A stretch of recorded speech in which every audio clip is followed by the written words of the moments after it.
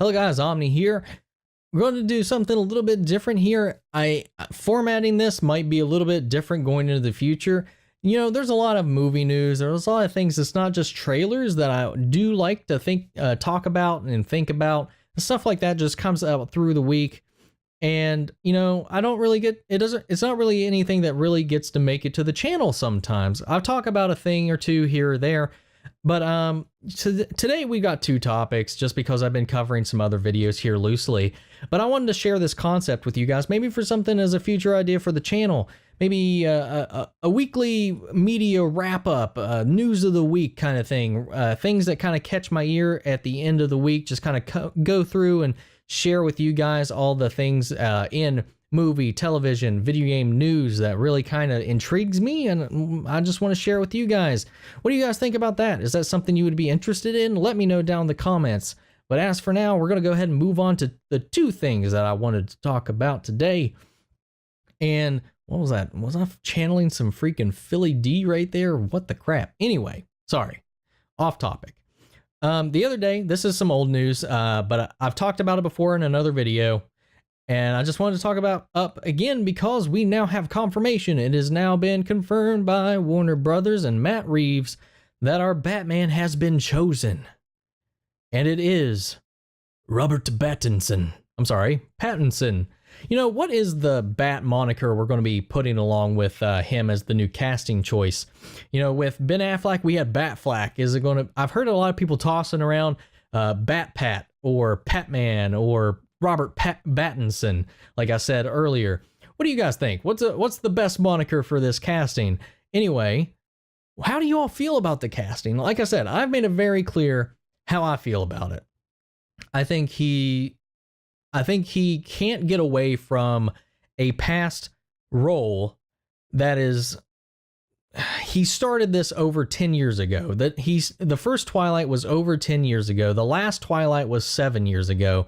But it's become one of those things that seems to be... It's like that gum you step in and you just can't quite get it off your shoe. And that just seems like the case and the vibe that I'm getting surrounding Robert Pattinson now that he's been kind of thrown into this high tier, this high profile kind of role, this iconic role of American culture, of American pop culture, Batman, Bruce Wayne, the Caped Crusader.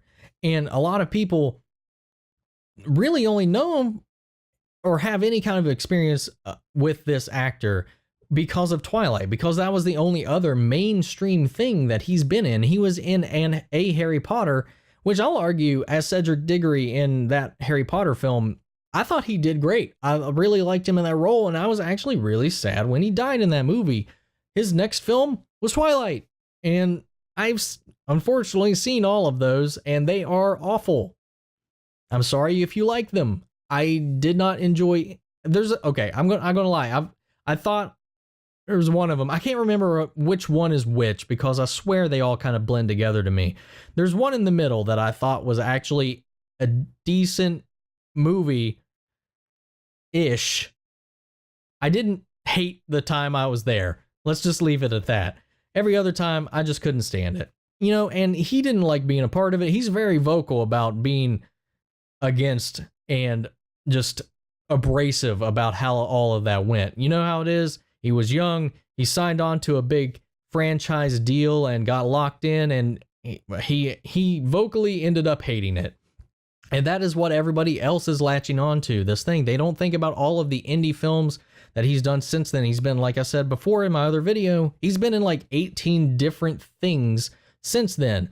And some of them have some really high acclaim, but they're all indie films. It's not a lot of these things that are just in your face. So a lot of people, his recent work in the last 10 years has not really been in anybody's line of sight, so nobody's really thinking about that. Now, there are people that have seen him in those other roles, and they just don't think they still might not even think that he's that great, even regarding those, even though a lot of people praise the performances, praise the films themselves, and even Christopher Nolan has him starring in his next role. Christopher Nolan revived and really brought Batman back into, you know, the limelight with the Dark Knight series, so you would think somebody like that having cast somebody, would have kind of an eye for it. Like he knew above all of us that Heath Ledger was going to be a good choice for what he wanted to do with the Joker. Matt Reeves has a great track record, at least what I think so, for his films that he's written, directed, and all of that. So I feel like he knows better than me who would be right for the Batman that he wants to tell. He wants to tell a younger Batman. He wants to tell a detective noir-based story, and he thinks Robert Pattinson is good for that role, so I'll give it the benefit of the doubt. I won't lie. I was one of the people that was like, are they serious? We're going to have Heath Ledger, that pretty boy from Brokeback Mountain and Knight's Tale, play the Joker? What? And then I got blown away. I've learned from that to not just outright count anybody out. Now, I'm not saying that Robert Pattinson being cast is just going to guarantee that it's going to be good. Matt Reeves' track record doesn't automatically guarantee the movie's going to be good.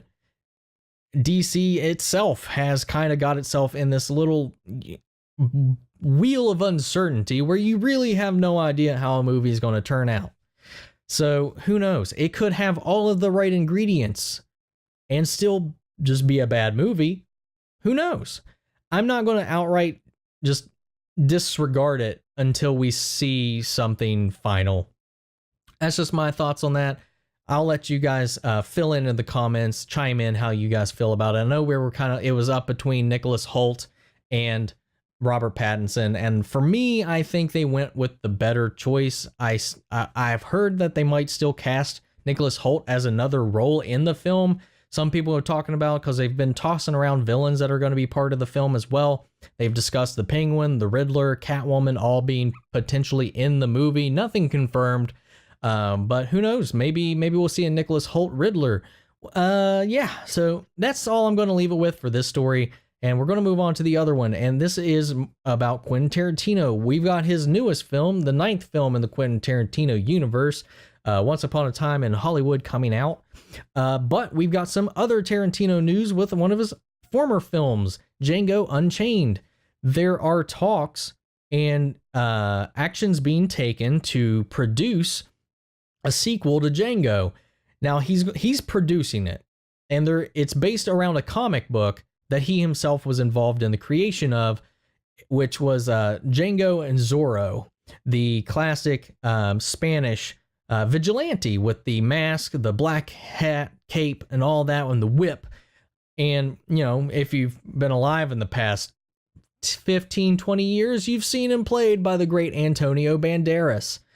Now, I've watched the old black and white Zorro films. I watched the animated series, and I quite enjoyed the Antonio Banderas films, especially that first one. I really enjoyed it. And, that's a character I really liked as a kid as well. He just reminded me of like a Wild West kind of Batman, and it just like instantly sucked me into that world. And there's this crossover idea between that, well, not idea, it's something that happens and exists, and it wasn't something I was aware of until recently, that there's a comic that does exist that has these two crossover and team up. And right now they are in the works to try to hammer out and maybe get something off the ground to have that on screen. And initially having Django being hired as a bodyguard for the alter ego of Zorro in his daylight job throughout the progress of the story of that, and then them teaming up together, fighting slavery in the way that they do. And it's an interesting concept. It's not they're around the same time period. It makes sense. I am very attracted to that idea personally. For my favorite Tarantino film, it is between Django Unchained and Pulp Fiction for me. Those are the two I enjoy the most out of all of the Tarantino films.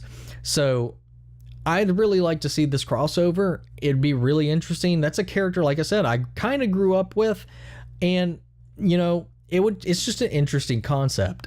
I'm not sure what the demand or the overall general reaction to that would be, but it's something I'd be curious to see. I don't think Tarantino will direct it but he's definitely probably going to be just producing it. A lot of the speculation kind of has him on a hands-off kind of approach to it, and just, you know, helping with the molding of the product. Somebody else will probably write and direct it. So what do you guys think? Is that something you guys think should exist? Is that something you would like to see on screen? Heck, I didn't know I wanted to see Batman fight the Ninja Turtles, but Nickelodeon and DC gave me that, and I thought that was pretty interesting. It's not a crossover I would have ever put together.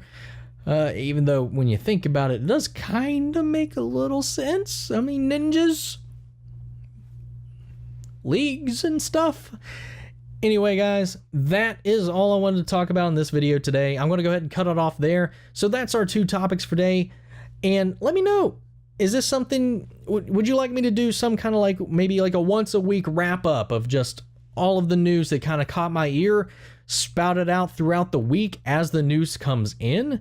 What format do you think would be best? And then to the topics themselves, what do you think about the casting of Robert Pattinson? Have you seen any of his recent roles other than Twilight, and what did you think?